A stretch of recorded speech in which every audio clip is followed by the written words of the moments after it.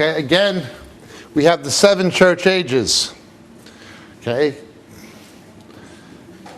Then we have the 7 seals, commencing with the 4 horsemen. Okay. We are removed between the 6th and 7th seal. Then comes the 7 trumpets coming out of the 7th. We looked at this yesterday. This, in some way, replays the story of Joshua and Jericho up to a point. Okay. So we have this, and we have this. Then things go into an absolute frenzy where there's a full-blown satanic attempt at a counterattack that doesn't work while these judgments are coming out. Satan's counterattack will involve these unclean spirits, but also, ultimately, the Battle of Armageddon. Our main purposes, after looking at the rapture and what we looked at last night, is to get more insight into these events, the Antichrist and the rapture. Remember, the book of Revelation is only chronological where it says so. 7 churches, 7 trumpets, 7 seals, 7 vials. Turn with me, please, to chapter 12.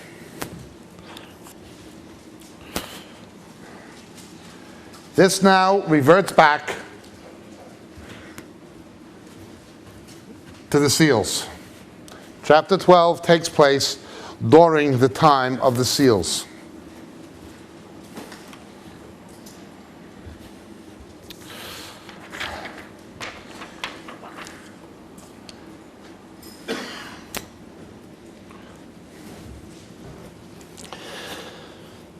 And a great sign appeared in heaven, a woman clothed with the sun and the moon under her feet, and on her head a crown of 12 stars. This is very closely approximates what Joseph saw, doesn't it? This woman obviously is identified with Israel because of the vision of Joseph. Let's look very briefly at what Joseph saw.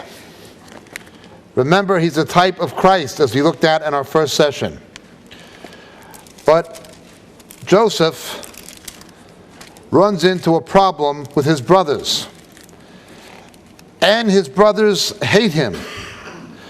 The reason, of course, his brothers hate him is because of what he saw. Let's look at chapter 37 of the book of Genesis.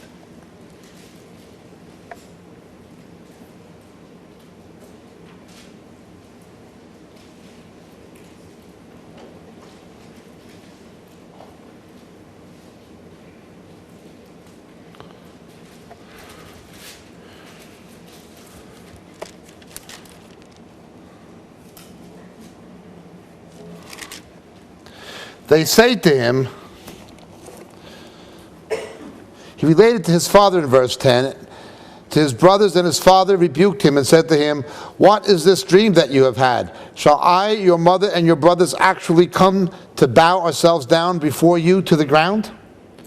Verse 9, he said, "Lo, I had a dream, and still another dream, and behold, the sun and the moon and the 11 stars were bowing down to me." Joseph is a type of Christ. Okay, Hamashiach ben Yosef, Jesus, son of Joseph. Joseph is rejected at first, but then the same brothers come to bow down to him. Jesus is rejected at first, then they come bow down to him. They all acknowledge him. Even the patriarchs will acknowledge Jesus. Before Abraham was, I am. Okay. But then we also see the sign. Again, this term sign is the term that we find in the seals. Then the sign of the Son of Man will appear, as Jesus puts it in Matthew 24. Then the sign of the Son of Man will appear, and then we see the sign again in Revelation 6. A woman clothed with the sun, the moon under her feet, and on her head a crown of 12 stars. And she was with child and cried out, being in labor and in pain to give birth. We've talked a number of times on a number of tapes how seismology and obstetrics are the two things that most illustrate what it will be like. In seismology, you have a number of minor tremors that occur more frequently before the shift in the tectonic plates and the big one comes. You see this in Japan and in California and so on, New Zealand, where there's an earthquake belt. There's an earthquake belt here in the Aegean. It's a fault line. And things, is this the big one? Oh no, it's just a tremor. But they know eventually the big one is going to come. Birth pangs are the same. Contractions may begin slowly, but then they become more intense and more frequent until the baby is born. Jeremiah develops this. Revelation develops this. It is at least 6 times in the Bible speaking of a woman in travail waiting for a baby to be born, but all of them are a picture of what happens here in Revelation 12. Let's look. Another sign appeared in heaven, and behold, a great red dragon, having 7 heads and 10 horns, and on his head were 7 diadems. Now it begins to resemble the book of Daniel. Turn please back to Daniel. John begins to see what Daniel saw.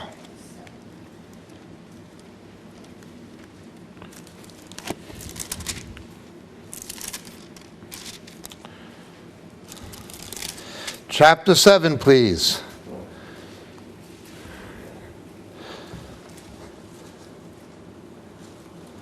Verse 7, after this I kept looking up in the night, and behold, the 4th beast, dreadful and terrifying, extremely strong. It had iron teeth. It devoured and crushed and trampled down the remainder with its feet, and was different from all the beasts that were before it. It had 10 horns. And while I was contemplating the horns, behold, another horn, a little one, came up between them. And 3 of the first horns were pulled out by the roots before it. And behold, this horn possessed eyes like the eyes of a man, and a mouth uttering great boasts. This, of course, points to Antichrist. And his tail swept away 1/3 of the stars of heaven, and threw them to the earth. What did we read again in Revelation chapter 6? What happens? The stars fell to the earth.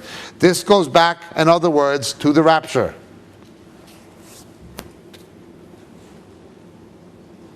We have the sign, we have the stars going to the earth. And we have what Daniel saw all coming into play at the same time. His tail swept away 1/3 of the stars of heaven and threw them to the earth. And the dragon stood before the woman who was about to give birth, so that when she gave birth, he might devour her child.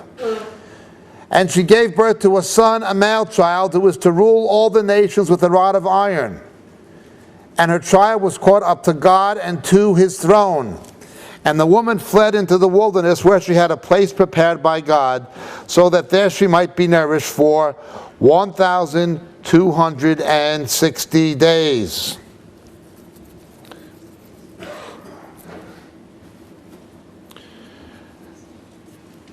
Who has heard our tape on Christmas, Hanukkah, and the return of Christ?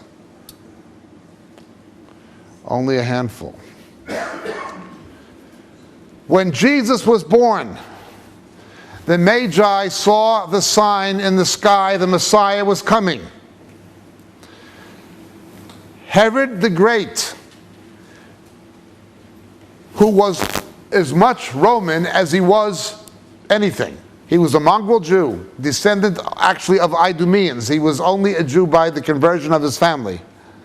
Ethnic Idumean, Roman by culture and politics and political office. Okay, agent of Rome. He tries to kill Jesus coming out of Mary so he could stay king, doesn't he? He was afraid of another king of the Jews. There was a sign, the king of the Jews is coming. He wants to keep power, so he tries to kill the baby coming out of the woman. Let's read.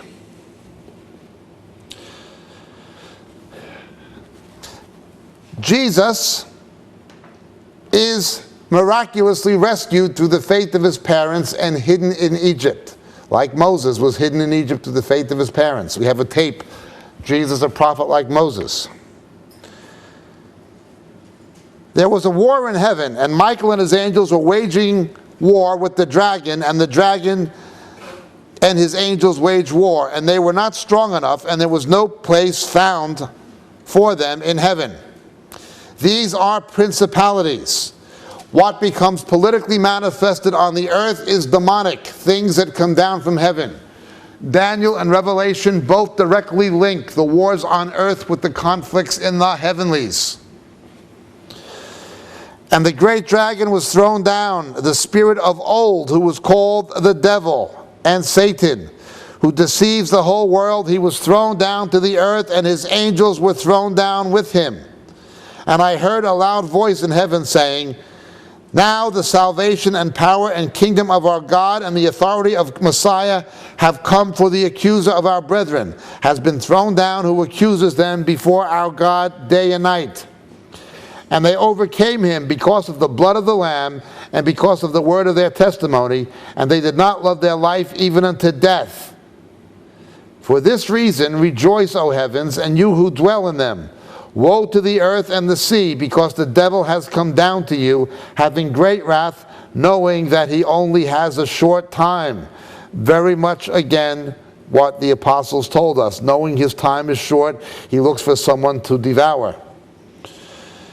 And when the dragon saw he was thrown down to earth, he persecuted the woman who gave birth to the male child, and 2 wings of a great eagle were given to the woman in order that she might fly into the wilderness to her place, where she was nourished for a time, times and a half time from the presence of the serpent. That times, time and a half time, 1,260 days, half of 7 lunar years.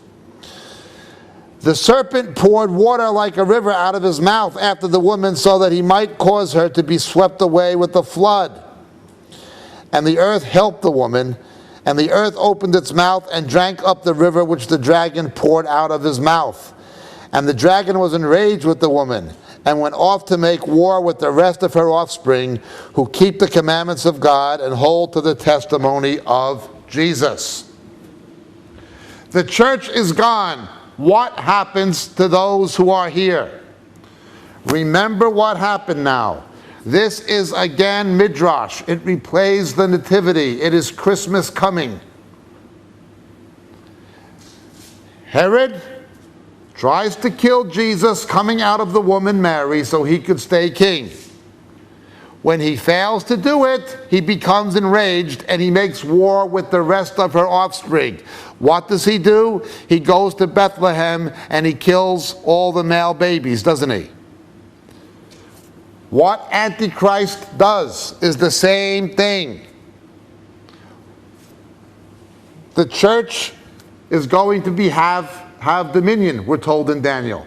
But his dominion will be given to the saints of the Most High. He wants to keep power. So he must try to preempt this rescue. He must try to preempt the rapture and resurrection. But it doesn't work. There is a rapture and a resurrection. So what does he do? He becomes enraged with the woman and the rest of her offspring. He tries to wipe out the church that wasn't raptured, which won't be hard, and he tries to wipe out the Jews. Now, again, it is the dragon was thrown down, that is the devil and Satan, who deceives the whole world. He was thrown down to earth, and his angels were thrown down with him. I emphasize this is speculative. Angelic beings can take human form. They can take human form. When Jesus was born, however, the verse says, "Prepare thou a body for me." The Antichrist will counterfeit the incarnation of Jesus. When Satan is cast down, he comes into Antichrist. Antichrist may have been demonically possessed, but now he is no longer demonically possessed. He is satanically possessed. There's a big difference. The way Jesus is fully human and fully divine, this guy becomes fully human and fully satanic.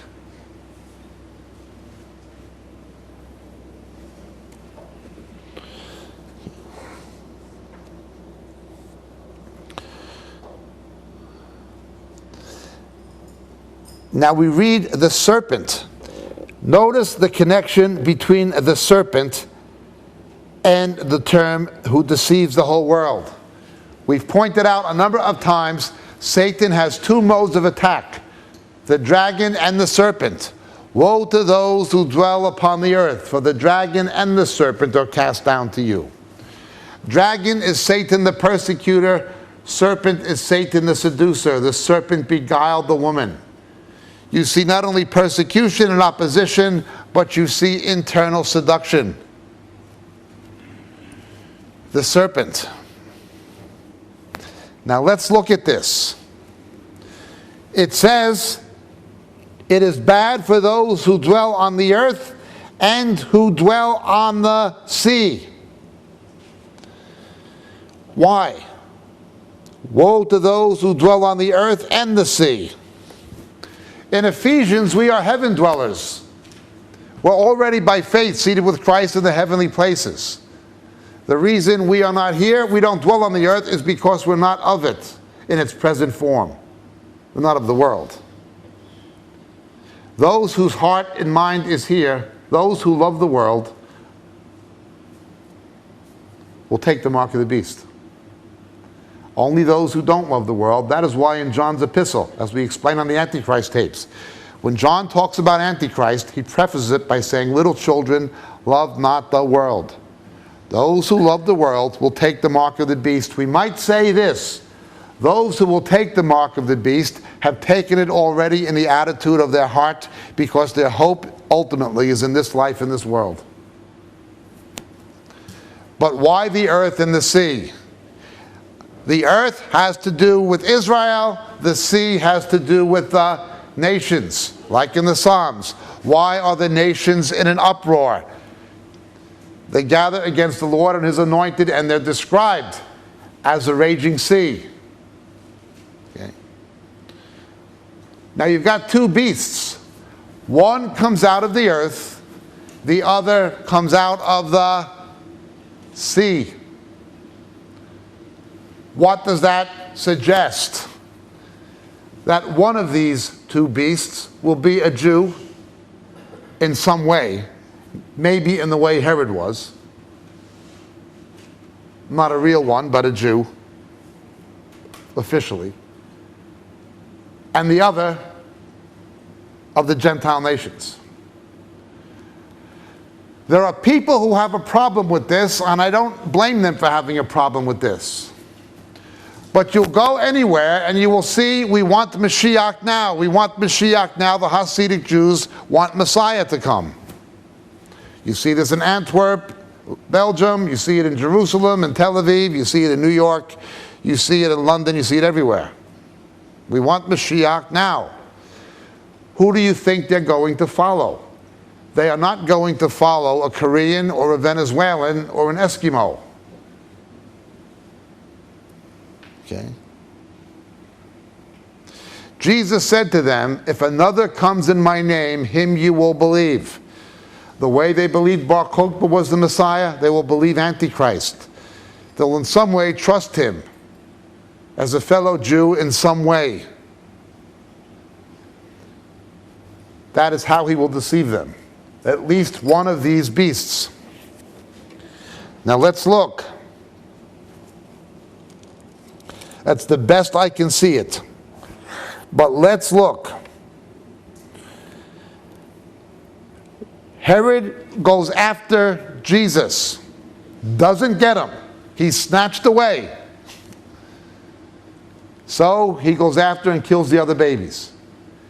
Antichrist goes after the raptured church. Doesn't happen. His body is taken away. The body of Christ is removed. So he becomes enraged at the woman, Israel, who give birth to the church. The church comes from Israel. And the rest of her offspring. He goes on a rampage because he has lost again. The first time he lost was the resurrection of Jesus. Now it's happened again. You understand? 3 strikes and you're out, as the Yanks put it. This guy is in trouble. So it's woe to the earth and woe to the sea. The following chapter, and again there's no chapter divisions in the Greek, begins in chapter 13. He stood on the sand of the seashore, and I saw a beast coming of the sea, having 10 horns and 7 heads, same as Daniel. And on his horns were 10 diadems, and on his head were blasphemous names. And the beast which I saw was like a leopard, and his feet were like those of a bear, his mouth like the mouth of a lion. And the dragon gave him his power, and his throne, and great authority. In other words, this political entity. And I saw one of his heads as if it had been slain, and his fatal wound was healed. And the whole earth was amazed and followed after the beast. And they worshipped the dragon, because he gave his authority to the beast. And they worshipped the beast, saying, "Who is like the beast, and who is able to wage war with him?" And there was given to him a mouth speaking arrogant words and blasphemies, and authority to act was given to him for 42 months. What is 42 months? 1, 2, 6, 0. He opened his mouth in blasphemies against God to blaspheme his name and his tabernacle, that is, those who dwell in heaven. Notice what the tabernacle of God is.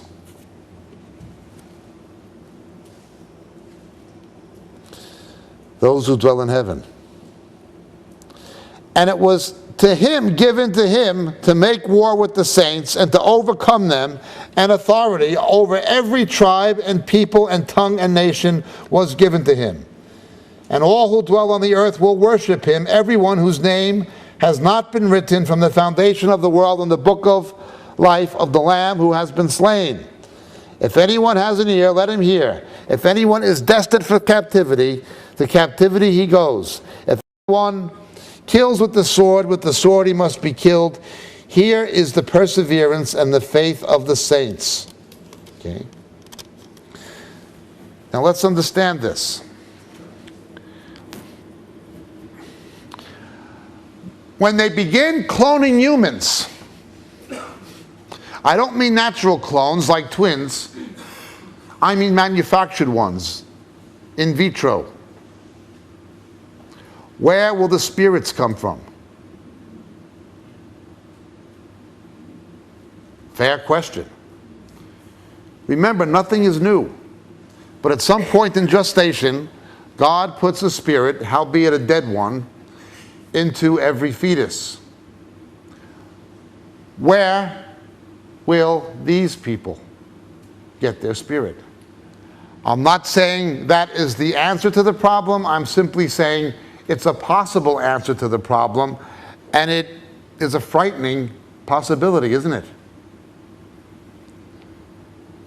They're already talking about manufacturing people for certain purposes. Now, what could be more of a slave than somebody manufactured? I don't mean bred. I mean IVF manufactured. I mean even put into a synthetic incubator that can facilitate embryonic growth through computer technology from an early point in gestation. Not possible now. Will it be possible in 10 years from now? I think yes, to some degree. I'm not saying this is it. I'm simply saying it is a possibility. But we are toying with things beyond the bounds God has set. He made them according to their mean, according to their kind. Once you begin transmutating DNA across the genus barrier, you're going beyond the limits God set in the creation. Let's look at this now.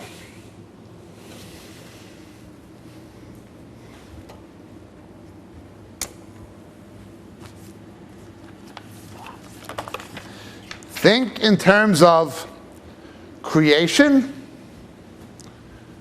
new creation, recreation. What book of the Bible deals with new creation? John's Gospel. Who wrote the book of Revelation? John. So the same apostle who writes about the new creation writes about the recreation. Okay? God declares the end from the beginning. Jesus is the Alpha and Omega. We link John's Gospel with Proverbs 8. Genesis and John's Gospel are linked together by Proverbs chapter 8. Okay? So too, Paul's epistles like Thessalonians link new creation with the recreation. These themes become more and more introduced from here on. Alpha and Omega. Genesis, Revelation.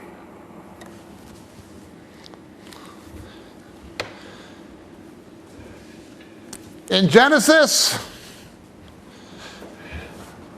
we have creation.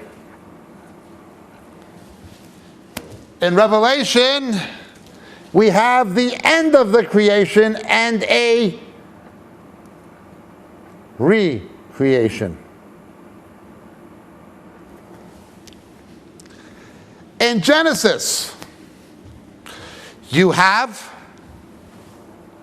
Joseph's vision with the sun, moon, stars. Revelation, you have John's vision. Sun, moon, stars. In Genesis, you have a dragon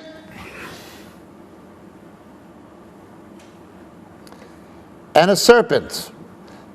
Remember the dragon, the serpent walked, didn't it?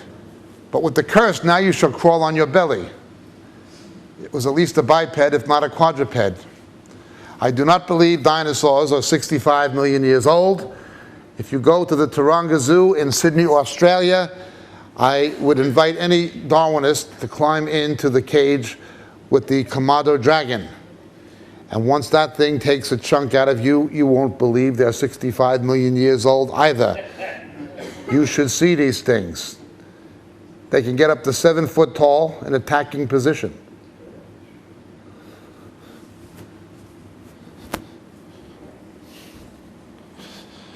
So you have the dragon and the serpent in Genesis.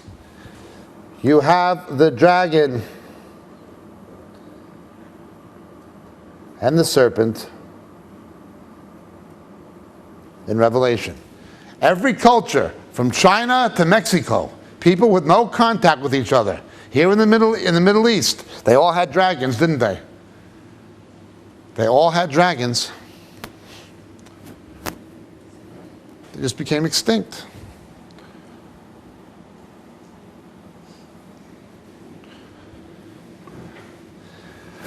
So in Genesis, the blood of Abel cries out from under the altar, cries out from the earth. The blood cries out. Your brother's blood cries out. Remember in Matthew 23, Jesus calls Abel the first martyr, doesn't he? And so the last martyrs, their blood cries out. When will you avenge us? The blood of the martyrs cries out. Story then continues.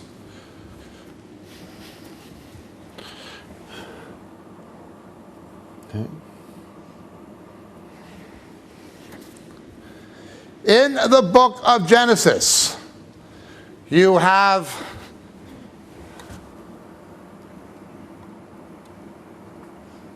Babel, the judgment on Babel.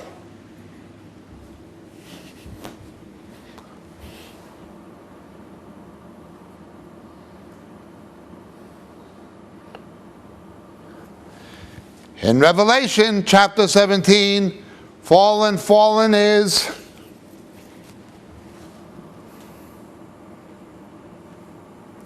false religion, goes back to Babylon. Okay.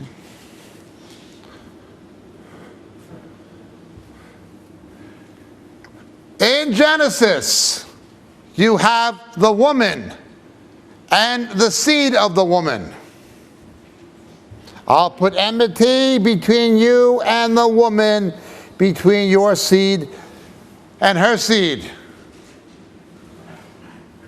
And so in Revelation, ditto. Okay. It's all there in some way right from the beginning. Think of the Bible like a loaf of bread before it's been cut straight out of a baker's oven. It looks the same on both ends, doesn't it? A loaf of bread, before you cut it up, looks the same on both ends. Okay? You have the language in the creation in Genesis of earth and sea. So in Genesis, you have to have it in Revelation.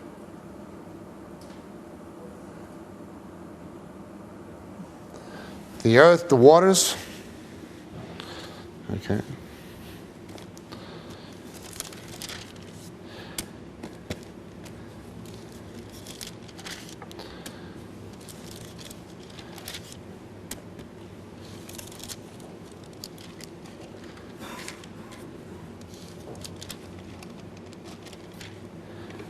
And then in Genesis,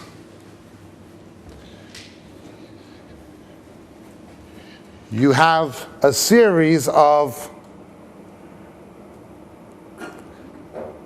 climatic, biological, and terrestrial changes. It begins with the fall of man, when longevity is reduced. The biosphere begins to behave differently.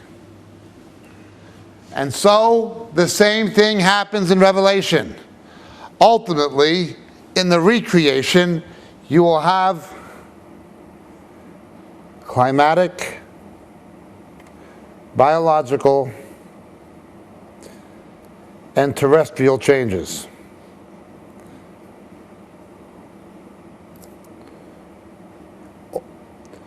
I think things that we see now, like global warming and things like this, these are only hints of what is to come. There will be major changes. Only in Genesis, because of sin, longevity was reduced. Bioentropy came as a result of sin. Then it accelerated after the flood. But antediluvian man, before the flood, those people actually did to live to be hundreds of years old. Methuselah, Metushalah, that shall be sent to go. When he comes, it shall go. It's a strange name in Hebrew. He lived nearly 1,000 years old. After these changes take place in Revelation, the same thing will happen. People will actually live to be those ages again. Death was never God's idea. Okay. How could you have accommodated all these people? Metabolism was much slower. Today, everything kills us. If you stop breathing, you will die. You will suffocate. However, if you breathe, you will also die. Every breath we take, we are killing ourselves. I pointed this out on the thanatology tapes. We know when something is being oxidized, something else is being reduced. Every breath you take is a step closer to giving up the ghost. However, if you don't take the breath, you'll give up the ghost even faster. Why should breathing kill us? Well, we have to get more exercise. That is true, but that requires fuel. So for our metabolism to convert the carbon into energy, that requires oxygen. You get exercise, you'll die. You don't get exercise, you'll die. Only question is, which is going to kill you faster? One way or another, we have bioentropy. When something's oxidized, something else is reduced, and there's nobody can do anything about it except God. Fallen man thinks he can, but it won't work. It was not supposed to be like this. But in the millennium, it'll be reversed. We will not have bioentropy. Breathing and eating and exercising won't kill you. Everything we do, even breathing, kills us. We're doomed. It's because of sin. Okay? The first way to understand the book of Revelation is from a literary viewpoint. Think of the loaf of bread straight out of the baker's oven that looks the same on both ends. Genesis and Revelation go together. They have counterparts. The major themes have counterparts. Okay? In Genesis, you have God's election of Israel. Okay? In Revelation 16, you have God's salvation of Israel. Always going to be the same thing. Now, Satan knows this.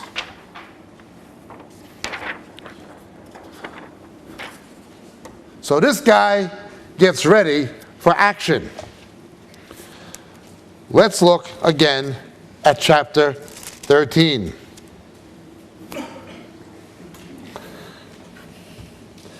Verse 11, I saw another beast coming out of the earth. He had two horns like a lamb, and he spoke as a dragon. Notice he tries to look like Jesus, but he has the same character as this political monster. He exercises all the authority of the first beast in his presence. Now notice, does this Holy Spirit have the authority of Jesus? Yes. Always a counterfeit. He makes the earth and those who dwell on it to worship the first beast whose fatal wound was healed.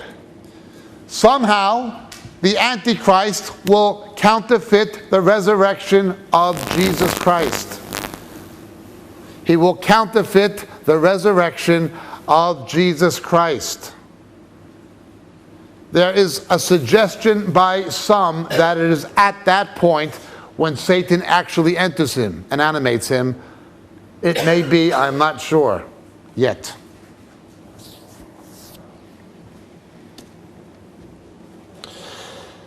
And he performs great signs so that he even makes fire come down out of heaven to the earth in the presence of men. Again, astral phenomena. We warned about that. And he deceives those who dwell on the earth because of the sign which it was given to perform in the presence of the beast, telling those who dwell on the earth to make an image to the beast who had the wound of the sword and has come to life. And there was given to him breath.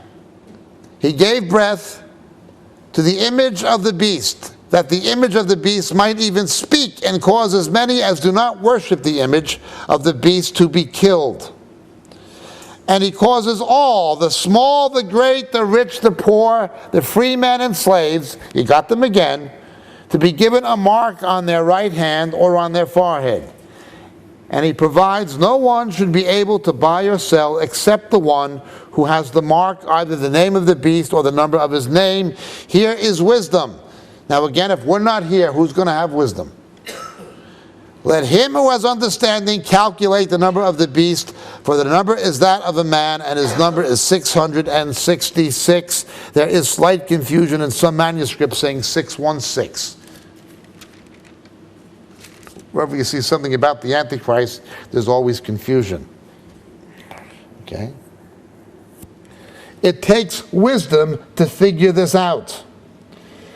In other words, it will not be that obvious at first. By the time it becomes obvious, it is too late.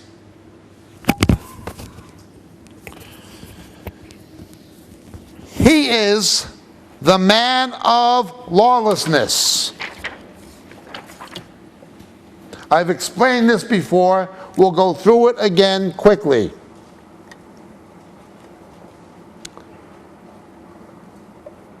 Anthropon e nomon. Law is nomos.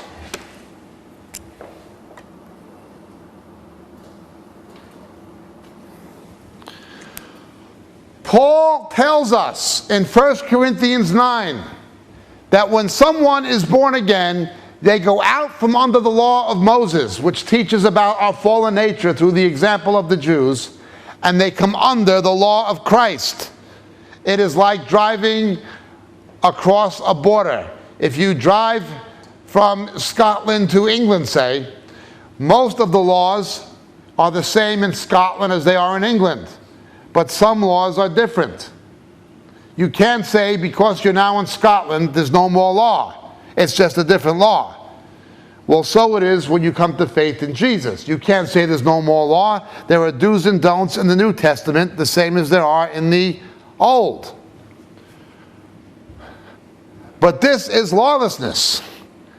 And we're told in 2 Thessalonians that the Lord will send a delusion upon them to make them believe what is false, because they did not love a knowledge of the truth. When you pointed out things to people, that's not biblical. This is not scriptural. We have heard Christians say to us, you're legalistic. I was getting emails last week of a woman who married an evangelist in Israel, and she's his third wife, and she was trying to defend it. Where do people get off doing these things? What they usually will yell at you is you're a legalist, not knowing what legalism is. We all saw this with the laughing drunken thing. This is not scriptural. The fruit of the Spirit is self-control, not the lack of it. You're a legalist. You have a spirit of legalism. The letter killeth, the Spirit giveth life. That's what they said.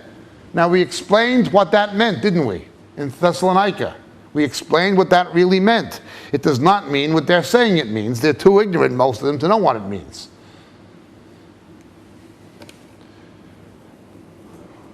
When this gets into the church, you got a problem. We're told in Daniel, he will think to change the times and the law, and they will be given into his hand for 2 times a time and a half time.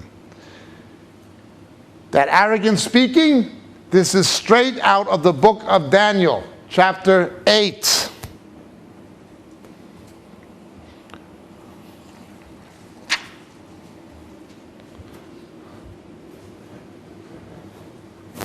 Turn, please, to the book of Daniel.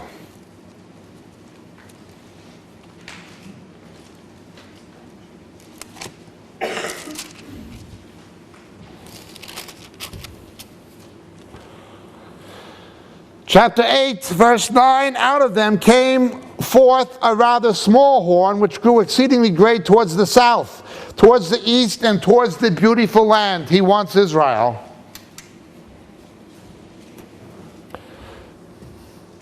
Interestingly, not to the west. And it grew up to the hosts of heaven, and caused some of the host and some of the stars to fall to earth, and trampled them down. There it is again, same as Revelation 6, same as Revelation 12. It even magnified itself to be equal with the commander of the host, and it removed the regular sacrifices from him, and the place of his sanctuary was thrown down. And on account of transgression, the host will be given over to the horn along with the regular sacrifice, and it will fling truth to the ground and perform its will and prosper. Then I heard a holy one speaking, and another holy one said to that particular one who was speaking, how long will the vision about the regular sacrifice apply when the transgression causes horror, so as to allow both the holy place and the host to be trampled? And he said to me, 2,300 evenings and mornings, and then the holy place will be properly restored.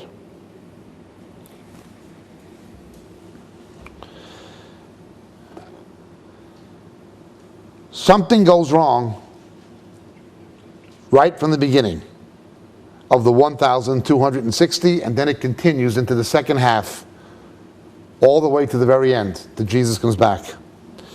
It came about when I, Daniel, had seen the vision, that I sought to understand it, and behold, standing there was one who looked like a man, and I heard the voice of a man between the banks of the Ulai, and he called out and said, Gabriel, give this man understanding of the vision. Same Gabriel who made the announcement to Mary. So he came near to where I was standing, and when he came, I was frightened and fell on my face. But he said to me, Son of man, understand that the vision pertains to the time of the end. Now while he was talking with me, I sank into a deep sleep with my face to the ground, but he touched me and made me stand upright.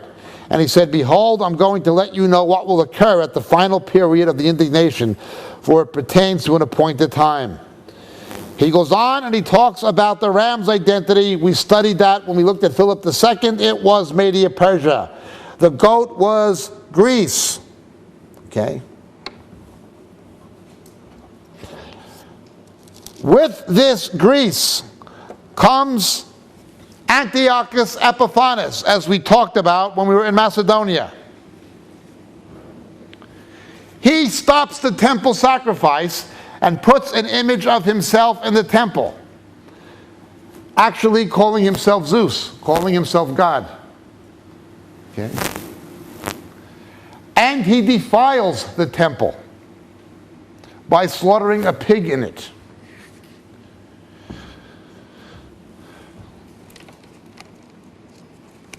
He goes on doing these things, and the Maccabees oppose him. The story continues through chapter 11, up to verse 36. Then the king will do as he pleases, and he will exalt and magnify himself above every god, and will speak monstrous things against the God of gods, and prosper until the indignation is finished, for which is decreed will be done. Up to that point, Antiochus did it. But from verse 36 onward, Antiochus did not do it. Whatever happens beyond verse 36 will be carried out by this beast in Revelation 13. In other words, he will come in the character of Antiochus, somebody who's fully Hellenistic. He will recapitulate what Antiochus did, but then go beyond Antiochus and do the rest of it. You understand what I'm saying? From verse 36 of chapter 11 onward, it has never been fulfilled. Antiochus is merely the shadow. This guy is the substance.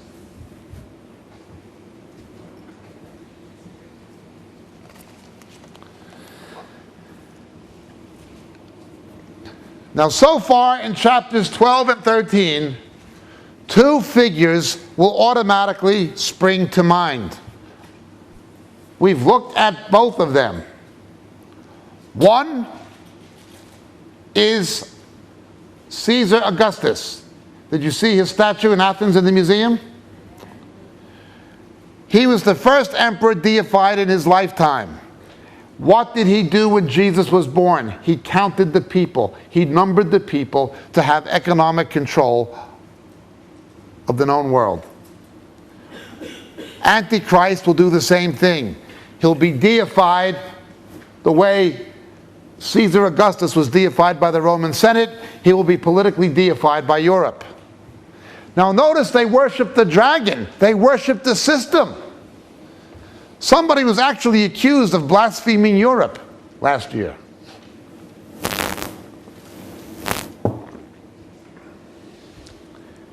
And yes, in Brussels and on some of their coins, you got a woman riding a beast. Amazing. But they have no idea what they're doing. So the first is Caesar Augustus, somebody who will rule this Roman Empire and be deified. But then you have this religious leader who counterfeits the Holy Spirit, who people think is co-equally fantastic. We have to understand this in light of history, going back not to the Roman Empire, but to the Holy Roman Empire. The Holy Roman Empire, being neither holy nor Roman, politically dominated by Germany, but religious purposes dominated by the papacy. Okay? I've warned a number of times. Let's look at Ireland, a Celtic country. Poland, a Slavic country. Italy, a Latin country. Austria, a Germanic country. What is the only thing somebody in Ireland, somebody in Poland, somebody in Italy, and somebody in Austria has in common? It is not language. It is not cuisine. It is not culture. It is not heritage. It is in nomine Patri cum Filio cum Spiritus Sancto. They need this to give power to the beast. Religion is simply a way to arrive at a political end. Once the beast no longer needs the woman, he gets rid of her. She's just a whore. Does a pimp care about a whore? No, she's just a device. Pimp doesn't care about a whore. Now understand how this is going to be. He uses it to get power. Think of Poland before the Iron Curtain came down. Everybody went to Mass. Why? Because they were such devout Catholics? No. Once the Iron Curtain came down and the Soviet Empire collapsed, most people stopped going to Mass except for the old ones. They went to Mass for political reasons. It was an expression of Polish nationalism against the Soviets.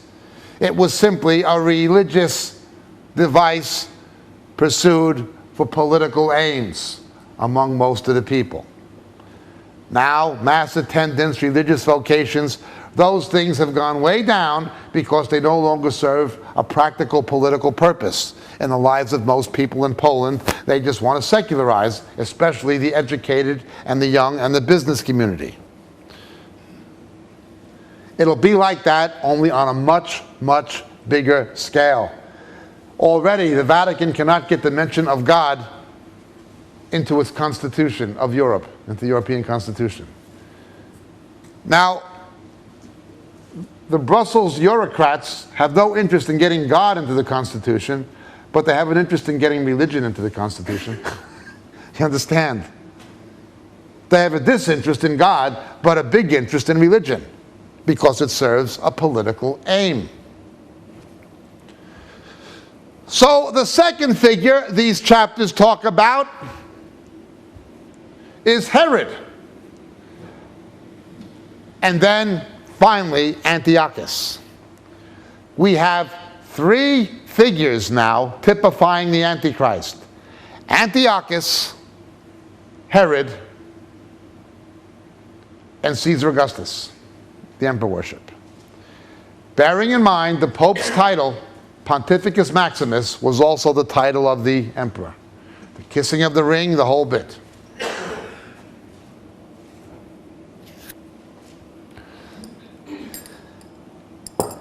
But he's ultimately identified by 666. The first person they again tried this with the Roman numerals of his name, using gematria, getting a theological meaning from the numerical value of a word or name, gematria. Matthew uses gematria in Matthew chapter 1 in the genealogy of Jesus. The first one they ever tried it with was Nero. Before we begin worrying about Henry Kissinger's name in Roman numerals and what it adds up to, the thing we should do is look where else does 666 occur in the Bible. Don't look for Kissinger or Javier Solano or any of this stuff until you look where else does it occur in the Bible. Well, it occurs a lot of places in the Bible, in one form or another. Sometimes it is cloaked in the original Hebrew or Aramaic.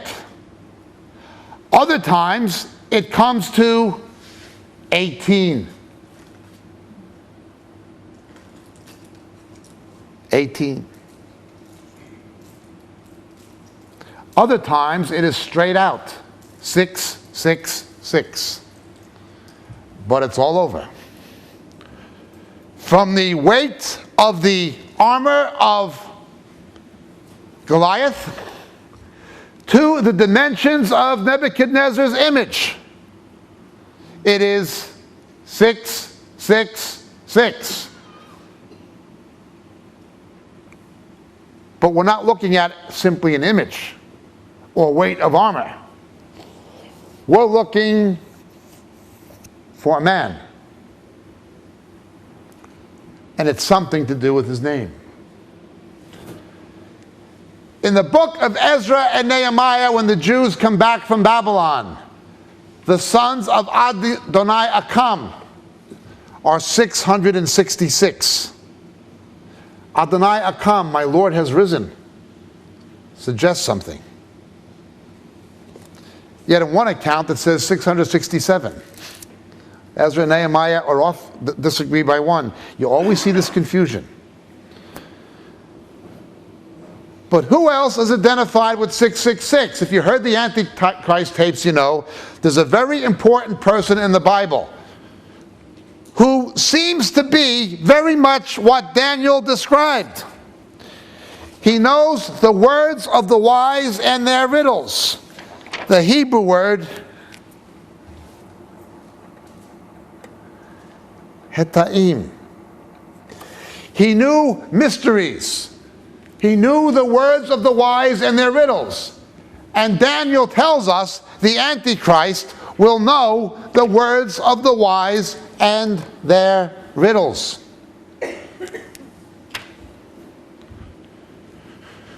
Turn with me, please, to the book of Kings.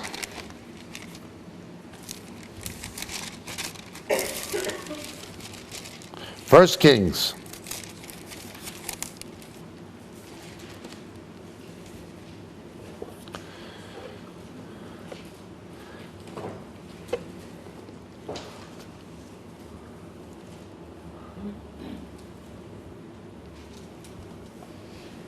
Chapter 10.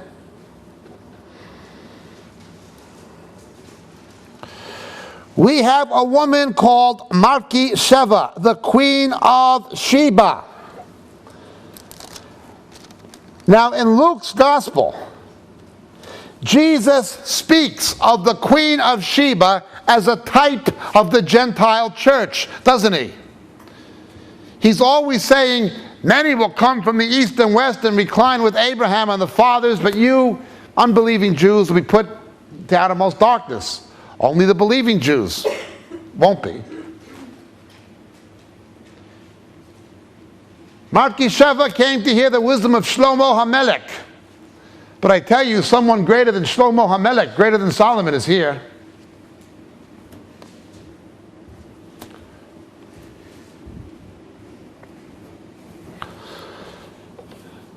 He answers her questions. His wisdom, his wealth is incredible. He knows the words of the wise and their riddles, as Daniel says. But now let's look. Verse 14, the weight of gold which came to Solomon in 1 year was 666. Turn to 2 Chronicles chapter 9, please.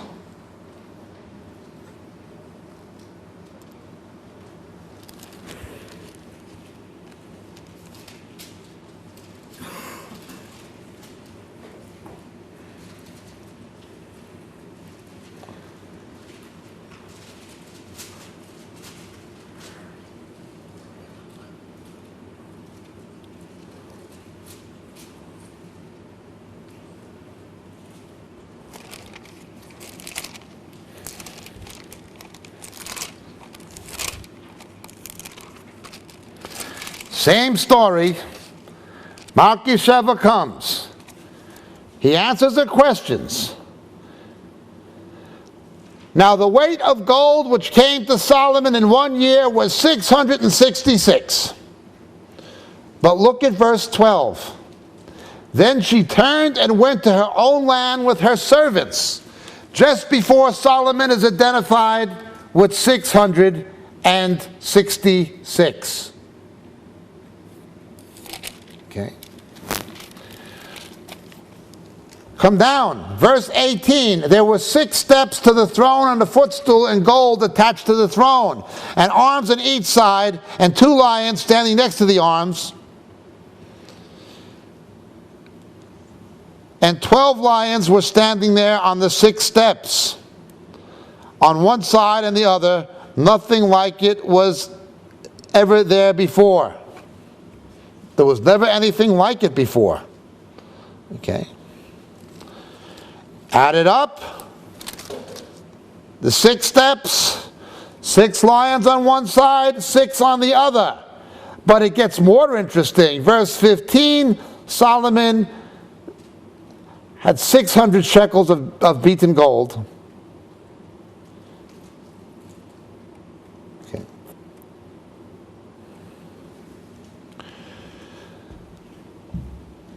Whenever you have 600 and 6 and then another 6, it's always alluding to this. Same as you have wordplay in Scripture, you have number play.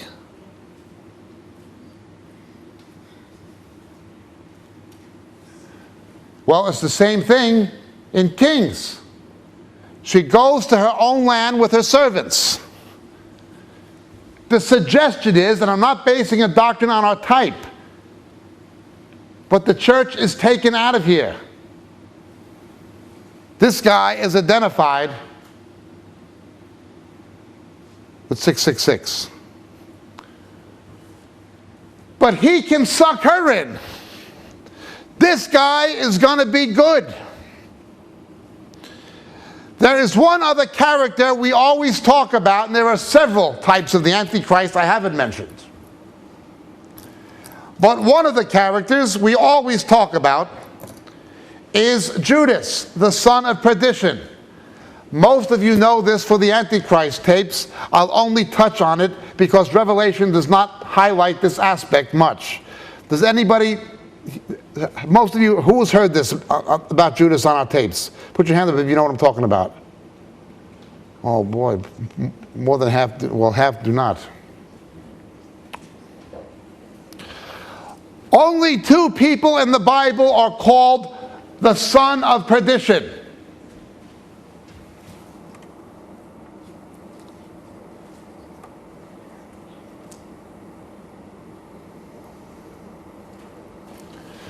Only 2 people in the Bible are satanically possessed. Not demon possessed, but Satan possessed.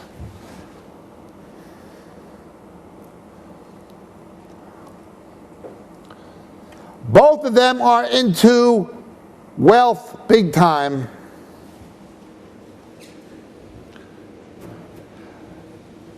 In John's gospel, John's epistle rather, same John who wrote Revelation, when he describes Antichrist, he describes Antichrist in the character of who? They went out from among us, but they're not really of us.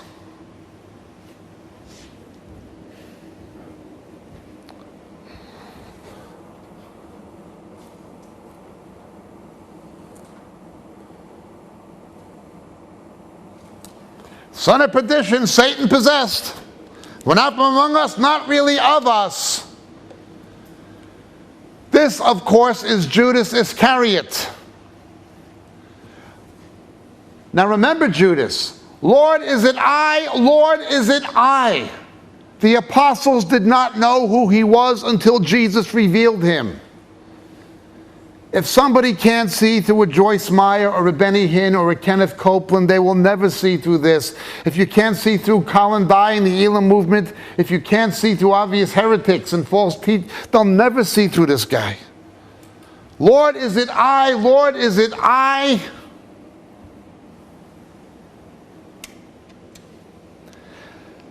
There are two ways we are told he will seduce people into supporting him, to giving him this kind of political power.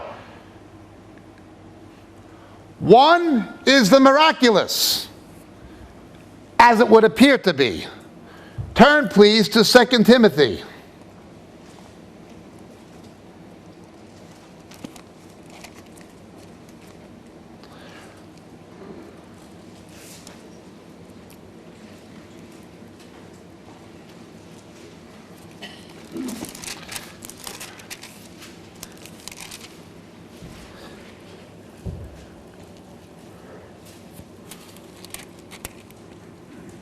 Chapter 3, he talks about the last days. And he says in the last days, the deception in verse 8 will be like Jannes and Jambres who oppose Moses. Pharaoh's magicians. As most of you know, the way that Jannes and Jambres counterfeited the miracles of Moses and Aaron is the way the Antichrist and false prophet are going to counterfeit the miracles of Jesus and his witnesses. The Exodus is a whole big thing about the rapture. That's tonight. He will use signs and wonders.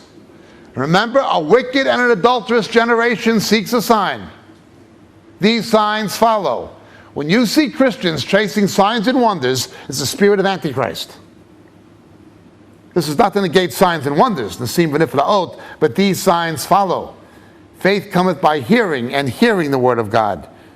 Jesus had miracles, but he never had a crusade. He had a repentance crusade. You see people chasing a show, they're being set up for it. Satan already has the Jews.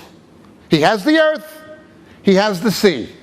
He has the Jews and the Gentiles. He's trying to get the believing church composed of both Jew and Gentile. The other way he will do it, however, is the way Judas did it. Let's look. Turn to John, chapter 11.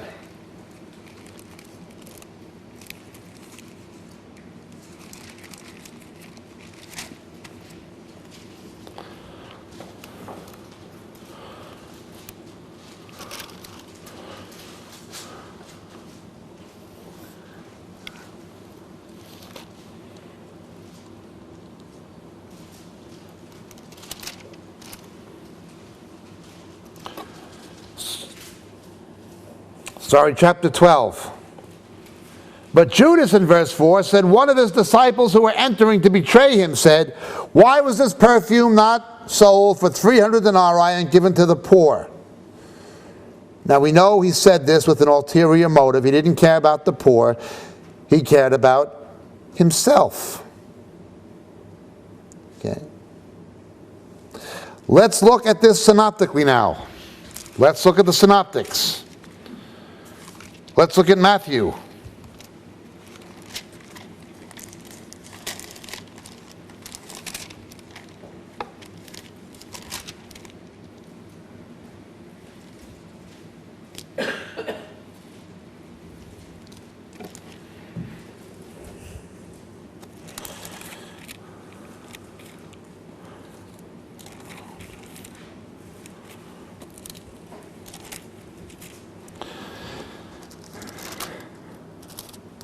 In Matthew chapter 23, Jesus talks about the religious corruption of the Pharisees.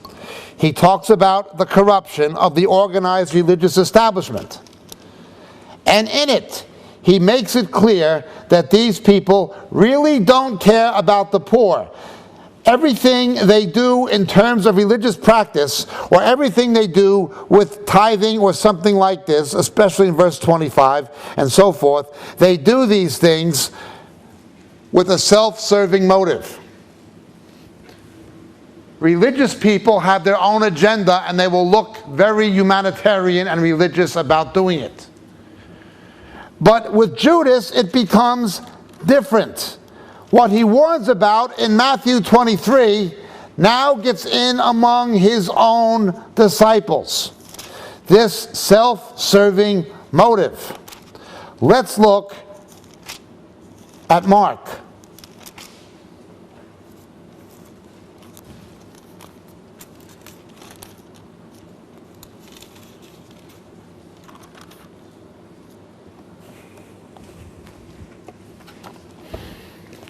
The widow's mite in Mark chapter 12 is quite a story. This widow, in verse 43, Jesus said, put in more than all the contributors to the treasury, for they all put in out of their surplus, but she put in out of her poverty. Now this is quite a story and quite an episode. Why? The reason it's quite a story and quite an episode is she was giving for right reasons with right motives. She did not have an ulterior motive by any means. But Judas was quite different. Why was he so concerned about giving alms? We are told he's so concerned about giving alms basically because he wanted to steal it. And the reason he wanted to steal it was not only for his own aggrandizement, but by protesting, this should have been given to the poor. He makes it seem like he's a great humanitarian figure. Now this comes into play again in the Synoptics. Luke 21, Jesus says, this widow has put in more than all of them. They gave out of their surplus. She gave out of what she did not have. But Judas, he's different. He claims to care about the poor. We read that some of the disciples, and then it says the disciples. Only John tells us it was Judas. What does Judas do? He's not like the widow. He makes people think he's a wonderful humanitarian who cares about the poor. He pulls the Mother Teresa routine.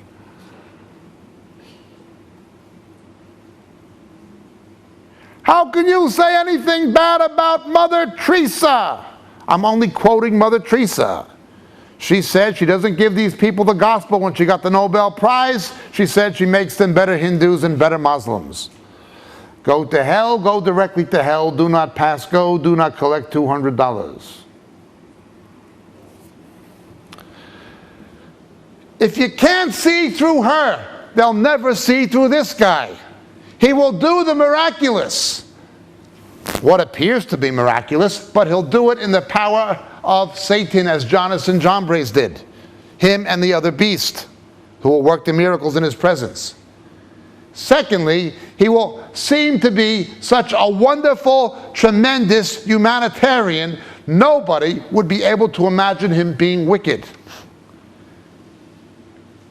There is much more to the social gospel than being social. I've warned about organizations that began as evangelical, like World Vision, like Christian Aid, but are no longer, by biblical definition, Christian. They no longer preach the gospel. They're simply social welfare organizations with a social gospel that have no power of salvation. The attitude God wants is the one of the widow's mite.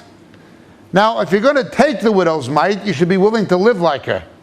Of course, the money preachers don't. Judas is not featured strongly in Revelation, but he helps us to understand how this beast is going to delude people. They will all wonder after him. Isn't he marvelous? Isn't he fantastic? Now remember, they didn't know who Judas was. Lord, is it I? Lord, is it I? Not until Jesus reveals him at the Last Supper do they know who he is.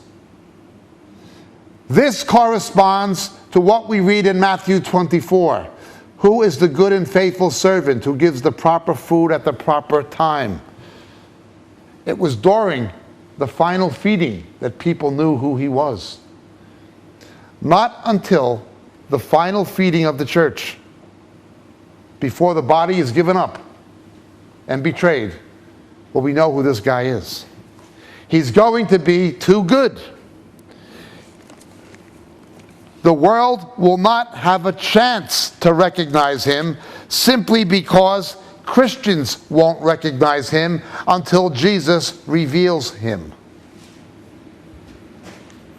Think of Solomon, somebody with that kind of wisdom, somebody like Solomon who built the temple.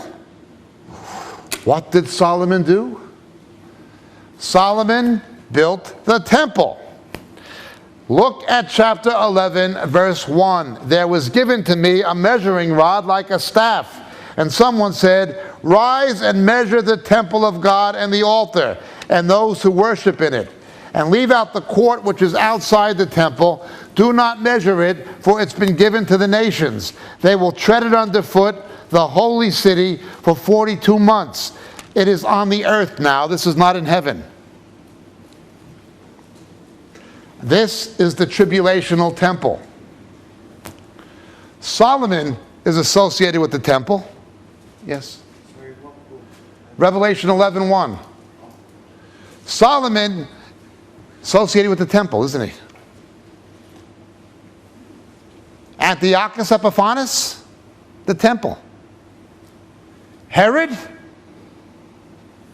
the Great, that's why they call him the Great, not because he was a great guy. He expanded Zerubbabel's temple to impress the Romans. He took Ezekiel's vision of the millennial temple, combined it with Greco-Roman architecture, built a retaining wall around it, which the Wailing Wall is the western retaining wall, and he made this architectural marvel. Hence they call him Herod the Great. Antiochus, Herod, Solomon, all associated with the temple. Solomon then goes into being a reprobate, into idolatry, doesn't he? Now, the Antichrist to come then diverts from Solomon.